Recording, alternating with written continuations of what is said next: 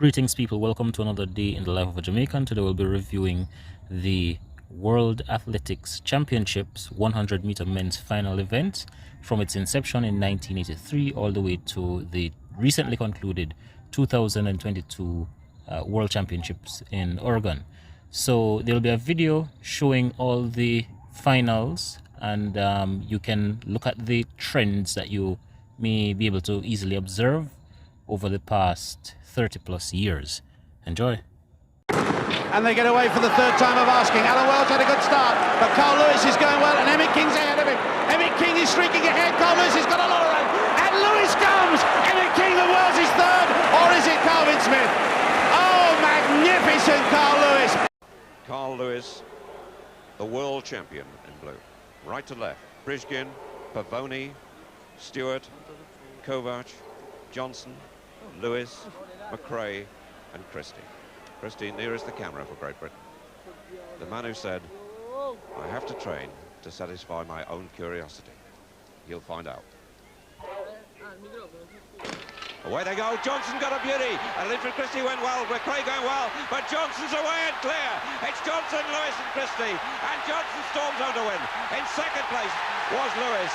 Stewart in third place. And Christie in fourth place. And the world record smashed out of sight. Absolutely gone. The wind following point 9-5. Of 1991. It's a first-time break there. Leroy Burrell quite quickly away. Sutu was Ray Stewart there. And Ray Stewart there. Now Burrell coming through. Is Lewis going to get there in time? Lewis gets it from Burrell. Lewis has won. And it's a new world record as well of 9.86 seconds. Look at the delight on him. Carl Lewis becomes the oldest man ever in the history of athletics to win a world or Olympic men's 100-meter final. The world record has gone as well, and it's just the latest achievement in the great career of Carl Lewis. He wins the race that matters. That superlative finish of Lewis. His mother, who was a very good athlete herself, celebrates, and this man who has graced athletics for so long, attracting adulation and jealousy perhaps in equal quantities, wins the gold and breaks the world record in what has been a tremendous 100 metres hill. Burrell got the silver medal. It was close for the bronze, and it might have been Linford Christie, but I wouldn't want to put money on that in the photo. We'll take a look at the replay. The two Santa Monica teammates go on the lap of honour. Disappointing. Linford Christie is the European champion, the Commonwealth champion, the Olympic champion, now the world final. Carl Lewis, the threat. Good start from Lewis. Here comes Christie. It's Lewis and Christie. And now Christie hits the front. Caisson's there as well. But Christie's going to get there. Christie takes it. And look at the time. 9.87, a lifetime best. Away first time, they got a good one there. Christie didn't go too badly away, but flying in the centre is Boulden. And now here comes Donovan Bailey. It's Bailey wins it. And Surren and Boulden in a photograph. 4 seconds. Between Ato Boulden and Maurice Greene. But saying that, I mean, Donovan, to me, he still look, pretty impressive. You've taken a World Championship final. Away first time, and Greene got a good one. It's Frankie Fredericks trying to get through, and it's Greene, and Greene's got it! Greene has got it! And also in the placings there, Frankie Fredericks and Donovan Bailey. And Maurice Greene's time, 9.86, just outside the world record of Donovan Bailey's 9.84. A magnificent run. Just a slight following win, 0.2. Tremendous moment. Boulden with them there. Tim Montgomery. And Maurice Greene becomes the world champion. Bailey second, and Montgomery may have got third place.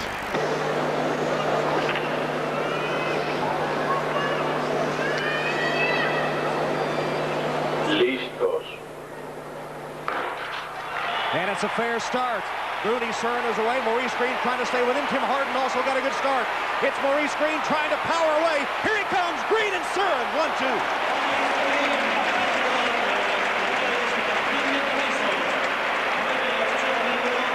The time, 9:8:1. Still the fastest man in the world, Maurice Green. And this is the stage that he wanted, Tom.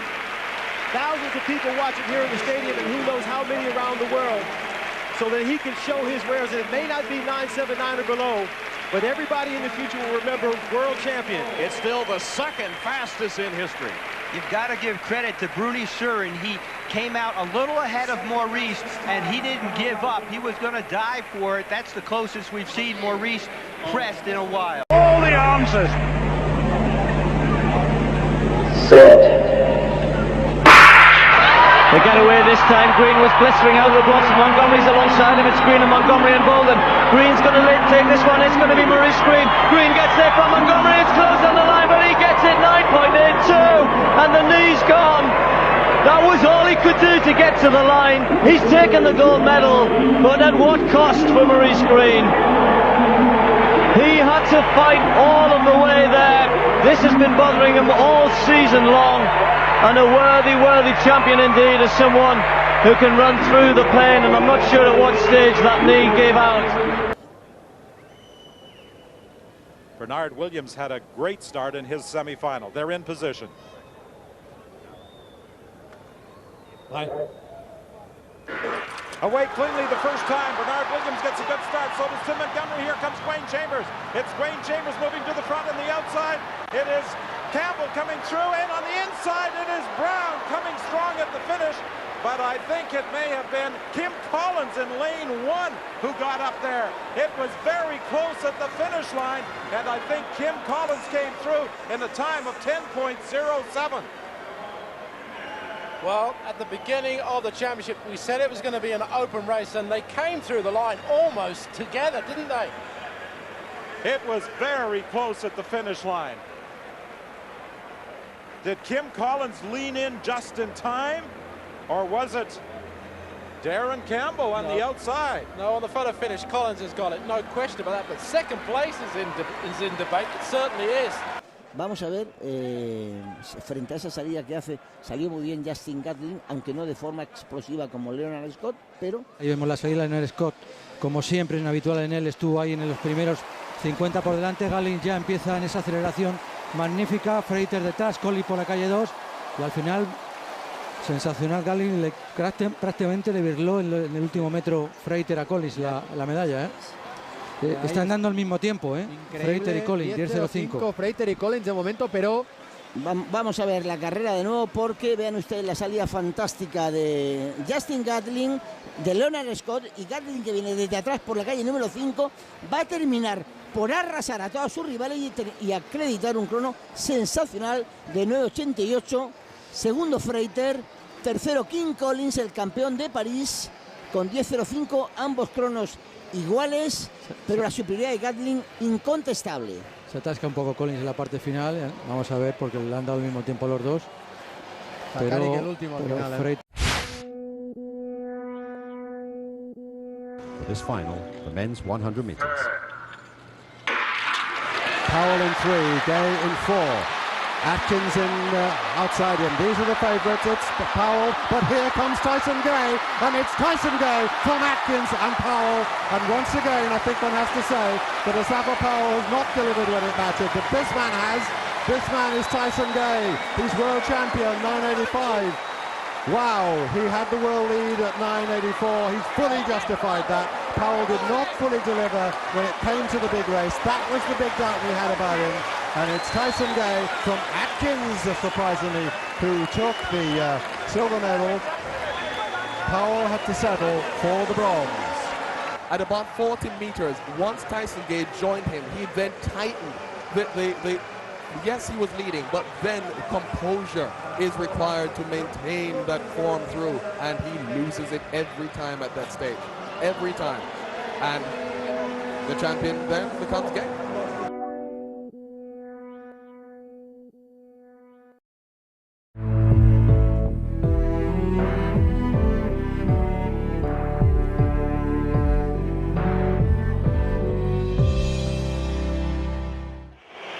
Excitement was going on. The men have come out for the 100 metres final. There is the full lineup. Every single one of the men in this lineup has run 100 metres in less than 10 seconds. And the men in the middle lanes are the three fastest of all time. The world record holder, Bolt, the US record holder, Gay, and the former world record holder, Asafa Powell. Tyson Gay, there's a little bit of a question on his injury problems early in the year, but he's run before these championships under 980 3 times. So, from the inside, we have Dwayne Chambers of Great Britain, the bronze medalist 10 years ago and 4th in 2001. We have Mark Burns of Trinidad and Tobago in his 3rd World Championship final. There's his times in his progression to get to this final, and his personal best is 9.96, doing his best to get relaxed before the big event. Next to him, we have, as the crowd look on in keen anticipation, the man who's made the biggest improvement this year, from Antigua, Daniel Bailey. 1st, 2nd, and 4th in Golden League events this year. He's looked terrific in qualifying, and he's run 9.91 this season and sub-10 in his semi-final earlier today. Everyone anticipating now as we come to the big three, the big moments as the big man, the huge man, is introduced to the crowd, the great Usain Bolt, the top name in athletics and one of the greatest names in the whole world of sport, a great showman and a fantastic talent. We've known that since he was a 15-year-old, and now we see him at the height of his majestic sprinting. We saw that in Beijing. What is he going to do today as he goes through his familiar warm-up? Usain Bolt, the world record holder at 9.69, goes in lane 4.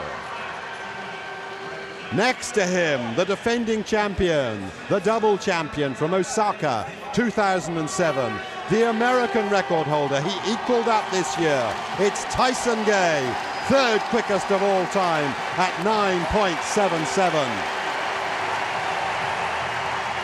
Didn't look quite as good as Bolt in his semi-final, but he still won, with finishing with great power and great speed.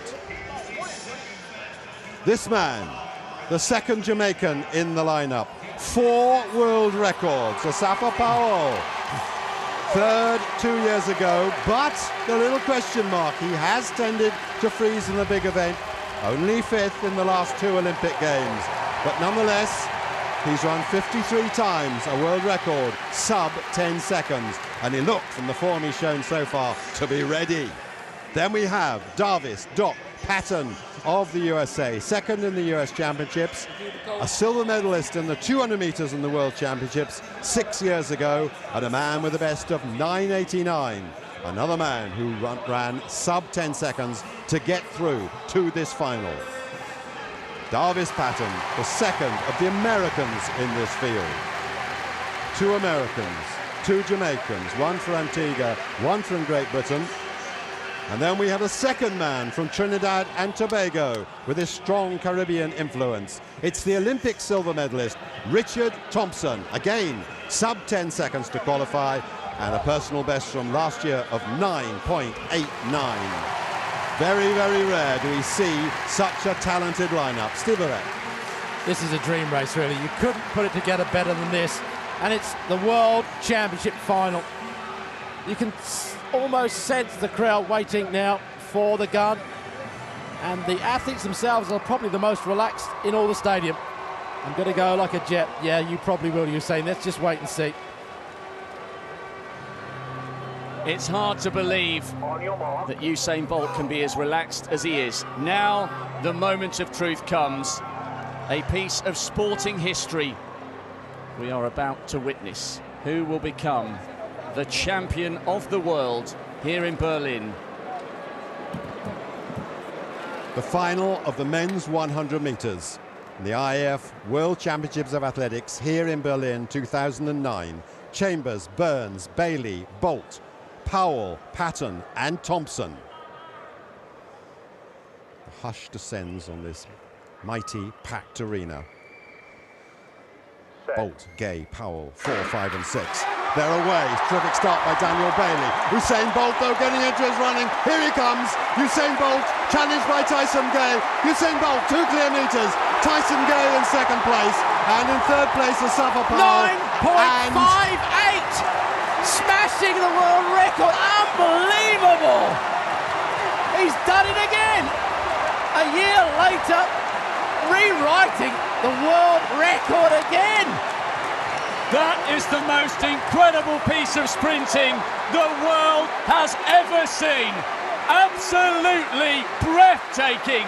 He didn't just break his world record, he absolutely shattered it. Is there anything? Their blocks.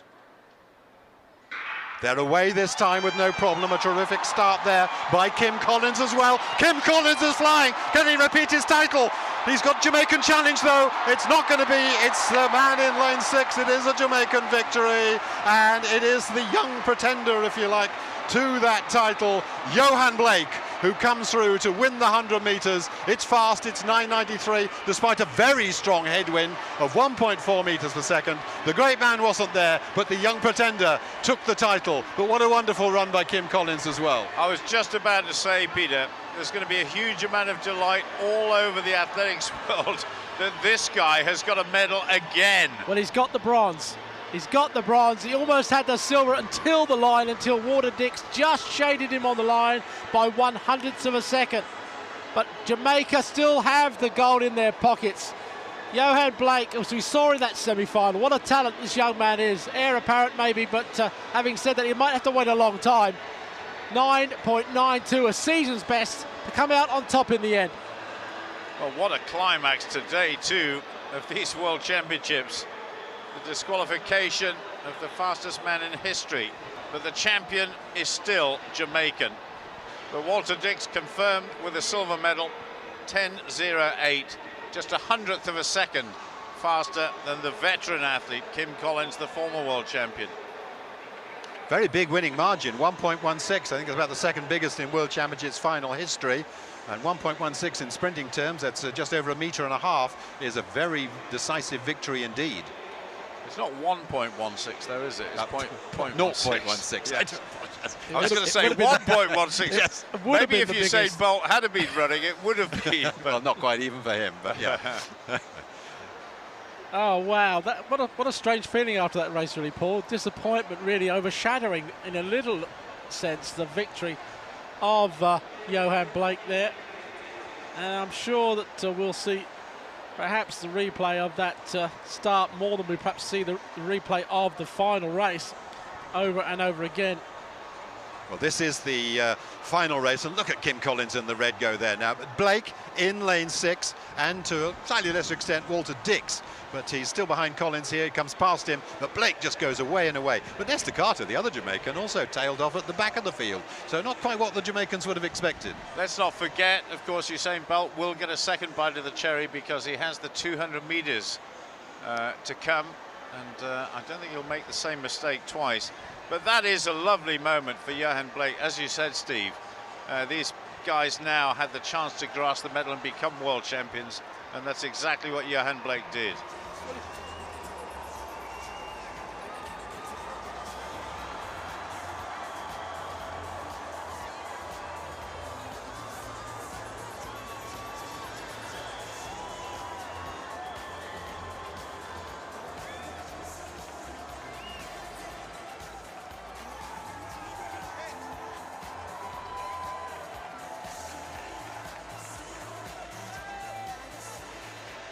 Well, there is the confirmation of the 100 metres final. Johan Blake winning by a clear margin in 9.92 to take the gold for Jamaica. Walter Dix of the USA, the silver medal, and Kim Collins taking his third 100 metres medal.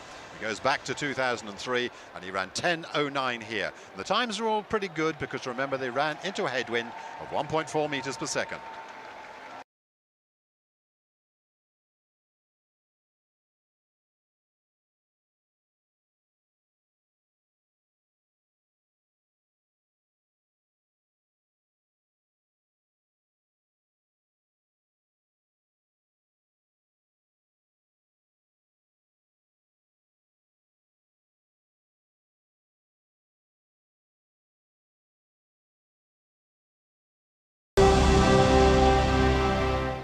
Final of the men's 100 metres. Bolt in the middle in lane 6. Away well, Gatlin away slightly better than Bolt, but Bolt now becoming through. Gatlin still heading him at this point, but here comes Usain Bolt. Gatlin's on his shoulder, Bolt wins it, Gatlin is second, and I think it may be Nesta Carter who's got the third, and 9.78. A wonderful time once again for Usain Bolt. It's not as quick as in Berlin, but 9.78 is special. Slight headwind, 0.3 metres per second. And once again, Usain Bolt is the champion of the world with another magnificent display of sprinting.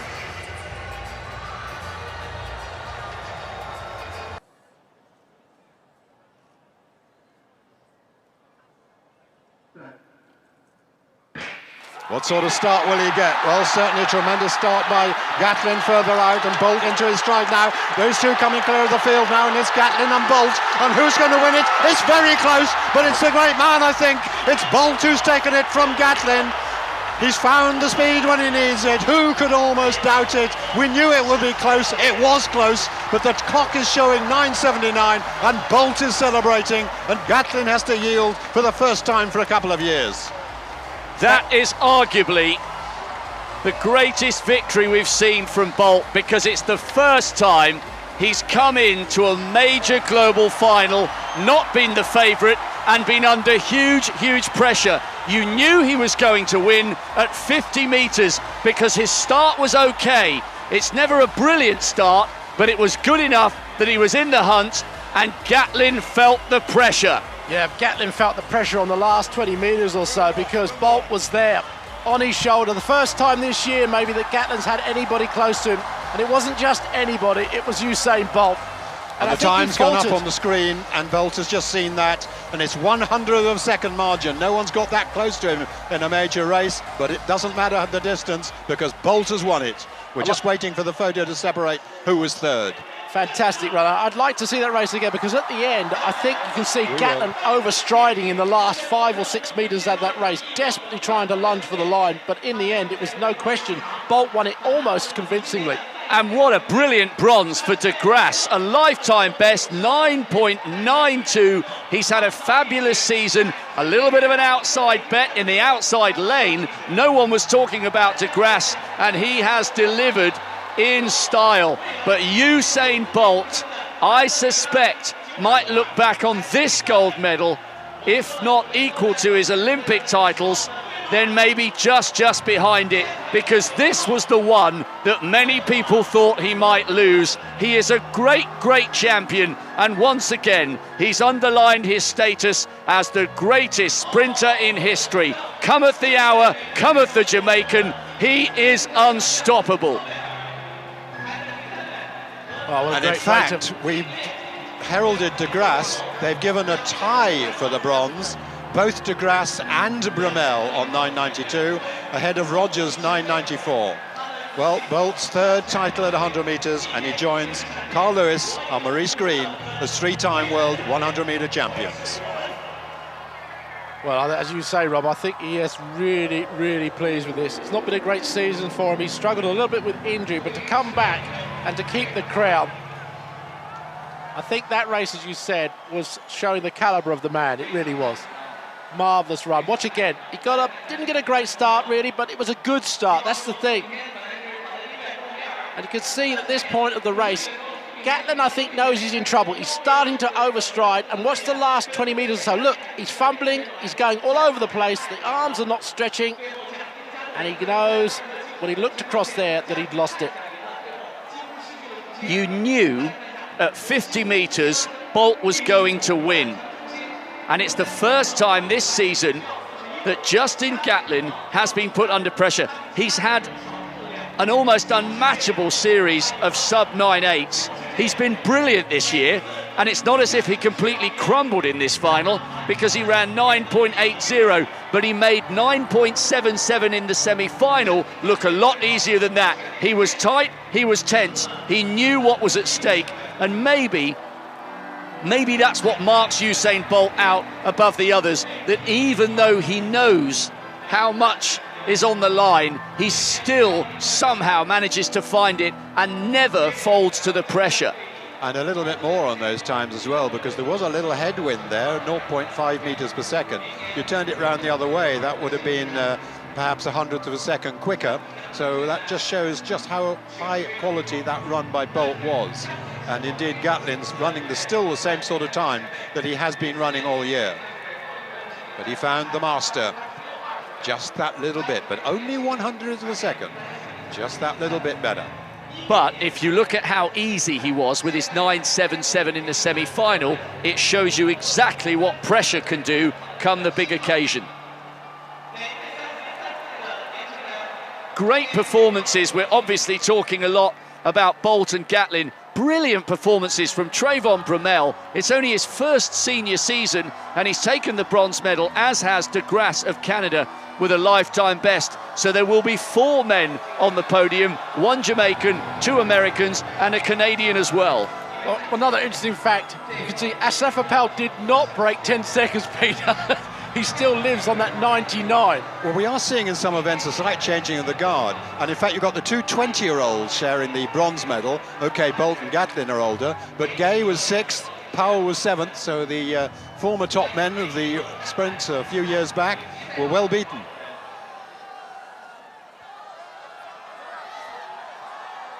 The headlines have already been written for tomorrow, and now the reggae music begins around the Olympic Stadium, just as it did here in 2008 when he won his first global crown over 100 metres. This wasn't as quick and his winning margin wasn't as big, but I think the significance of this victory cannot be overemphasised. Coming in here as the underdog with a really poor performance in the semi-finals by his own high standards, and yet in spite of that and the injuries and the difficult run into the championship, it is Bolt who finishes yet another championship and yet another season as the number 1 at 100 metres. He is, without question, the greatest of all time.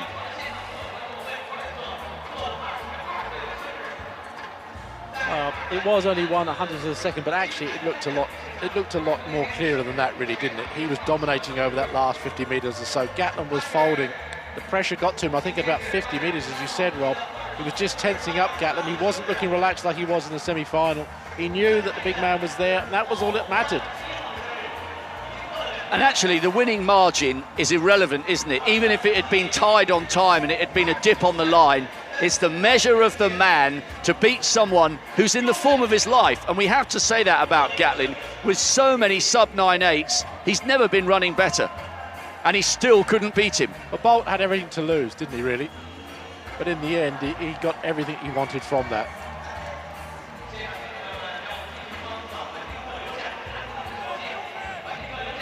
Well, there it is, lovely head-on shot. Gatlin possibly still in the lead, but here he comes. Gatlin really struggling there. Gatlin's form really deteriorated over that last 20 metres or so. And that cost him the race.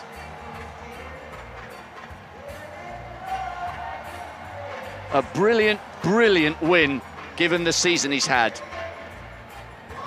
But he hasn't raced that much. That's the other thing, Peter, has he? He hasn't done many at all. He certainly has not. He started with a beach 100 metres in Rio, and then he came, of course, and ran in London and did pretty well.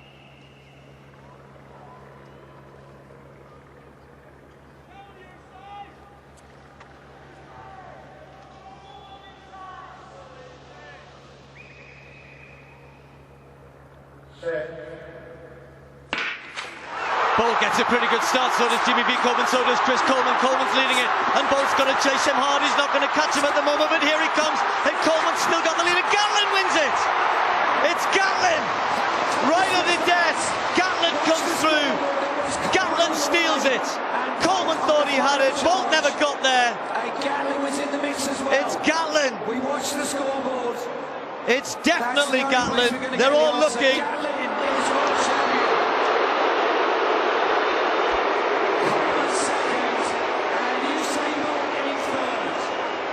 Well, it's a nice gesture from Gatlin in amongst the reaction from the crowd. They wanted their man to win. They so wanted him to win. It wasn't to be. I thought he got out reasonably well. Coleman got out brilliantly and was watching him chase him down, and all the while Justin Gatlin, closest to the camera, came through with a 9.92, and that'll mean a lot to him. But for this man, and so it ends.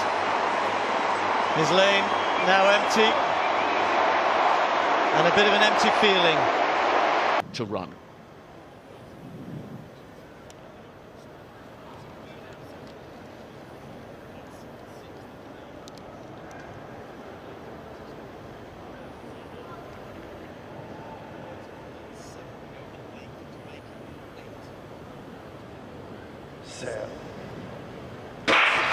We are away first time. Coleman got a solid start, but not a spectacular one, but he's into his running now. Gatlin's trying to go with him, but it's going to be Coleman's night here in the night sky of Doha. He's in a class of his own. And at last, Christian Coleman has the title missing from his CV. He's done it, and in a massive, massive time. 9.76. Gatlin. They're away first time. There's a massive roar from the crowd. Coleman's going well out in lane 7. Still no move yet from Curley. Bracey going well. Curley's under pressure. Oh, and it's so tight. Did Curley get it on the line, or has Marvin Bracey beaten him to the title? I think Curley might have just done it. Curley's done it. What a moment for the 400-meter man. Bronze in Doha, silver in Tokyo, and it is all gold here for Fred Curley. And listen to the noise here in the stadium. He's being interviewed on the PA system. Every single person who is able in this arena is on their feet. Gold, silver and bronze to the United States. Fred Curley achieves a lifelong dream.